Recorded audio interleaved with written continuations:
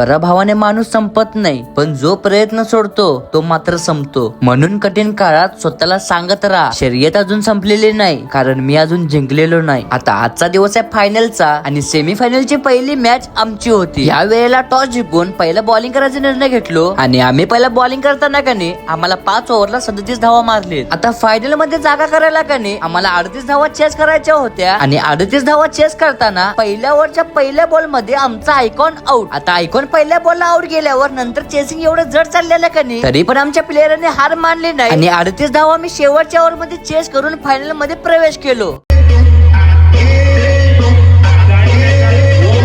आणि आता वेळ होती ती मदर फायनल मॅचची. फायनलच्या आधी कनी दोन्ही टीमांचा चांगलासा सेलिब्रेशन केला आणि त्यात पब्लिकने भरलेला ग्राउंड आणि फायनल मॅचचा टॉस कनी पाहुण्यांच्या हस्ते केला. आता समोरच्या टीमने टॉस जिंकून कनी मला बॅटिंग करायचा निर्णय घेतली. आता फायनलचा नियम असा आहे, आता जी टीम पहिला बॅटिंग करताना ज्या धावा काढते त्यावर समोरची टीम जेवढे धावा काढते कनी आता दुसऱ्या इनिंगला जी टीम पहिला बॅटिंग करताना ज्या धावा काढते त्यावर 4 रनची लीड देऊन कनी समोरच्या टीमने तेवढ्या धावा चेस करायच्या. आता पहिल्या इनिंगला आम्ही पहिला बॉलिंग करताना कनी आम्हाला 4 ओव्हरला 44 धावा मारली आणि त्यानंतर आम्ही बॅटिंग करताना आम्ही 4 ओव्हरला 39 धावा मारलो. आता दुसऱ्या इनिंगला मला तर असलं बॅट लागलेलं कनी हातातलं बॉल सोडालतो, एका ओव्हरला 19 धावा मारली आणि बॅटीला बॉल लागना. आता दुसऱ्या इनिंगला आम्हाला 4 ओव्हरला 59 धावा मारली आणि पहिल्या इनिंगच्या उरलेल्या 4 धावा. आता फायनल मॅच जिंकायसाठी कनी आम्हाला 4 ओव्हरला 63 धावा चेस करायच्या होत्या आणि 63 धावा चेस करताना फायनलची मॅच आम्ही हारलो आणि ह्या टुर्नामेंटचं आम्ही रनर अप झालो. तर भावांनो, व्हिडिओ कसा वाटला कमेंट करून नक्की सांगा आणि अशाच नवीन व्हिडिओ साठी कनी